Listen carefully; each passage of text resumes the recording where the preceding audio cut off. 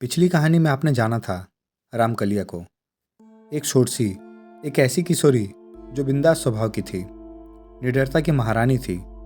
यहाँ पिछली कहानी के अंतिम पैराग्राफ को देना उचित लग रहा है। एक दिन सूर्य डूबने को था। चरवाहे अपने गाय भैंस बकरियों को हाँकते हुए गांव की ओर चल दिए थे। अंधेरा छाने लगा था। ऐसे समय में रामकलिया को पता नहीं क्या सूझा कि वह अपनी साइकिल उठाई और बगीचे की ओर चल गई। आज उसने बगीचे में पहुंचकर साइकिल को एक जगह खड़ी कर खुद ही पास में खड़ी हो गई। उसे कुछ सूझ नहीं रहा था। उसे पता नहीं ऐसा क्यों लग रहा था कि कोई तो है जो अभी उसे उस बगीचे में बुलाया, और वह भी अपने आप को रोक नहीं पाई और खींचती हुई इस बगीचे की ओर चली आई। 2-4 मिनट खड़ा रहने के बाद रामकलिया थोड़ा तन गई। अपने सुकोमल हृदय को कठोर बनाकर बुदबुदाई, अगर यह कोई इंसान ना होकर भूत निकला।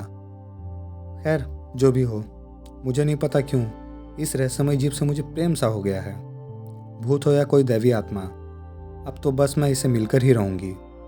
इंसान इंसान को अपना बनाता है। अब मैं इस देवी आत्मा को अपना हमसफर बनाऊंगी। देखती हूँ इस अनजाने अनसमझे प्यार का परिणाम क्या होता है। अगर वह इंसान नहीं तो कौन है और किस दुनिया का रहने वाला है? कैसी है उसकी दुनिया? यह सब सोचती हुई रामकलिया अपने साइकिल का हैंडल पकड़ी और उसे डुगराते हुए बगीचे से बाहर आने लगी। अब बगीचे में पूरा अंधेरा पसर गया था और साथ ही सन्नाटा भी। हाँ, रह रहकर कभी कभी गांव की ओर से कोई कोई आवाज़ जरूर आती थी। रात को रामकलिया अपने कमरे में बिस्तर पर करवटें बदलती रही। नींद उसकी आंखों से कोसों दूर थी। एक अजीब सिहरन गुदगुदी का एहसास हो रहा था उसको। उसे कभी हंसना तो कभी रोना आ रहा था। तभी अचानक उस कमरे के जंगले से एक बहुत ही तेज डरावनी सरसराती हवा अचानक कमरे में प्रवेश की। बिना बहती हवा के अचानक कमरे में बैठी इस डरावनी हवा से रामकलिया थोड़ा सहम गई और फटाक से उठकर बैठ गई। उसकी सांसें काफ़ी तेज हो गई। वह धीरे धीरे लंबी सांस लेकर अपने बढ़ते दिल की धड़कन को काबू करने का प्रयास कर रही थी। तभी उसे ऐसा लगा कि कोई उसके कान में हौले हौले भरी आवाज़ में गुनगुना रहा हो।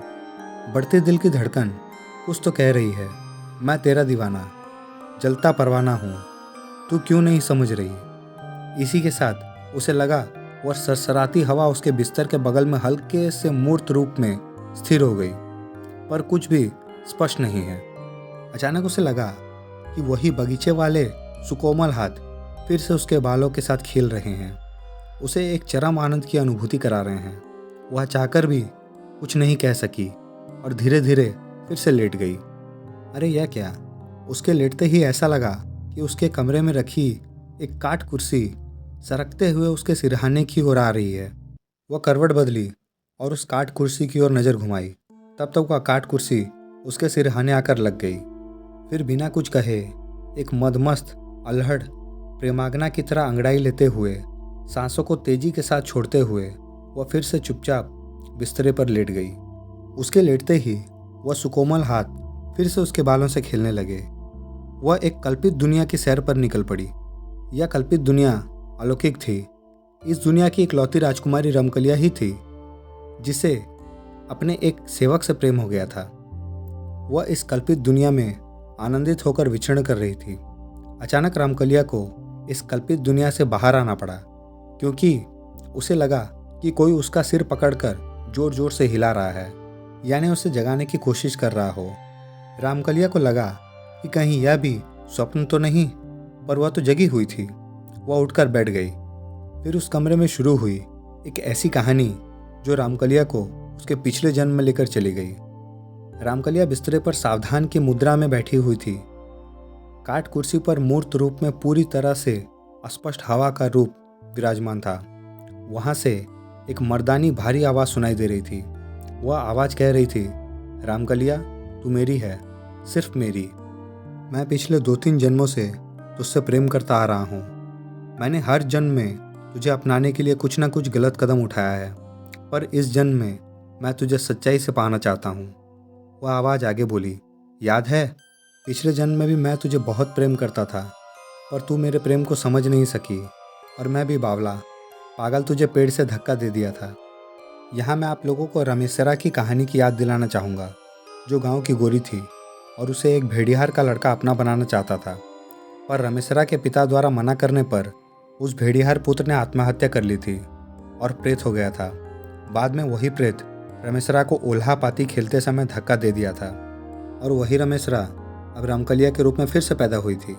मैं वही हूँ, पर अब मैं बदल गया हूँ।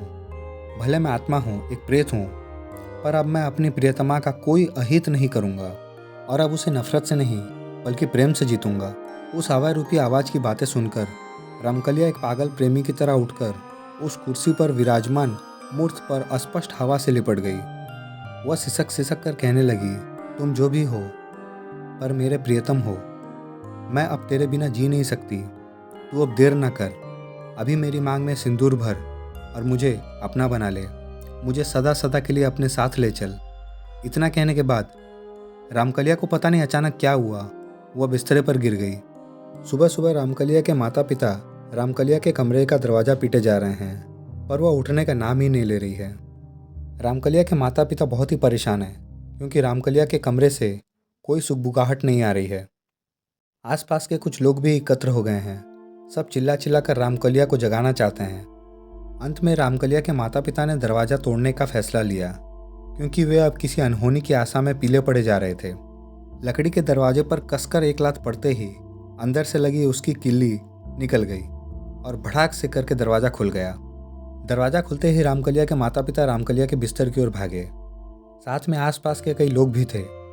रामकलिया के कमरे का हुलिया पूरी तरह से बदला हुआ था। कमरे में एक अजीब सी भीनी भीनी खुशबू पसरी हुई थी और साथ ही रामकलिया के बिस्तर पर तरह तरह के फूल बिछे पड़े हुए थे। पास पड़ी कुर्सी पर सिंघोरे का एक डिब्बा भी पड़ा हुआ था और ऐसा लग रहा था कि बिस्तरे पर रामकलिया नहीं, कोई नवविवाहिता लाल साड़ी पहनकर औंधे मुंह लेटी हुई है। रामकलिया की माँ ने देर नहीं की और बिस्तरे पर सोई उस महिला को झकझोरने लगी। अरे यह क्या! उस सोई तरुणी ने करवट बदला और आंखें मलते हुए उठकर बैठ गई। सभी लोग अचंभित तो थे ही, पर रामकलिया का यह रूप देखकर उन्हें सांप भी सूंघ गया था। दरअसल वह रामकलिया ही थी, पर वह एक नवविवाहिता की तरह सजरी संवरी हुई थी। उसके हाथों में लाल लाल चूड़ियाँ थी तो पैर में महावर लगा हुआ था। पता नहीं कहाँ से उसके पैर में नए छागल भी आ गए थे। सर पर सोने का मांग टीका शोभा पा रहा था और उस मांग टीके के नीचे सिंदूर की हल्की आभा बिखरी हुई थी। सभी लोग हैरान परेशान थे। अरे रात को ही तो रामकलिया अपने कमरे में आई थी। रात को उसके कमरे में कोई सुगबुगाहट भी नहीं हुई, दरवाज़ा भी नहीं खुला, तो इतना सारा सामान कहाँ से आया था? उसे एक नवदुल्हन की तरह कौन सजा गया था? क्योंकि उसको जिस तरह से सजाया गया था उससे ऐसा लग रहा था कि कोई 8-10 महिलाओं ने 2-4 घंटे मेहनत करके उसे सजाया हो। रामकलिया के माता पिता हैरान थे कि उनके घर में इतना कुछ हो गया और उन्हें इस बात की भनक तक नहीं लगी। रामकलिया अपने बिस्तर से उठी। उसके चेहरे पर हल्की सी मुस्कान थी। वो अपने कमरे में स्तब्ध खड़े लोगों को, विशेषकर अपने माता पिता की ओर देखने लगी। वह धीरे धीरे चलकर अपने माता के पास गई और उनके गले लग गई। उसने कहा कि माँ, अब मैं विवाहिता हूँ। इसके बाद भी उसकी माँ कुछ न बोल सकी। सभी लोग आश्चर्य में डूबे रहे। धीरे धीरे यह बात पूरे गांव में पता चल गई और जिले में फैल गई। लोग रामकलिया के गांव की तरफ आते और सच्चाई जानने की कोशिश करते, पर गांव के लोगों की सुनी बातों पर अविश्वास से सिर हिलाते चले जाते। जी हाँ, उस रात उस प्रेत ने रामकलिया से विवाह करके उसे सदा के लिए अपना बना लिया था। दोस्तों, यह कहानी यहीं समाप्त होती है। कहानी पसंद आए तो चैनल को लाइक, शेयर, सब्सक्राइब जरूर करें और बेल आइकन को दबाने के साथ साथ ऑल पर भी क्लिक कर लें ताकि और भी डरावनी और मज़ेदार कहानियाँ आप लोगों को इस चैनल पर मिलती रहे।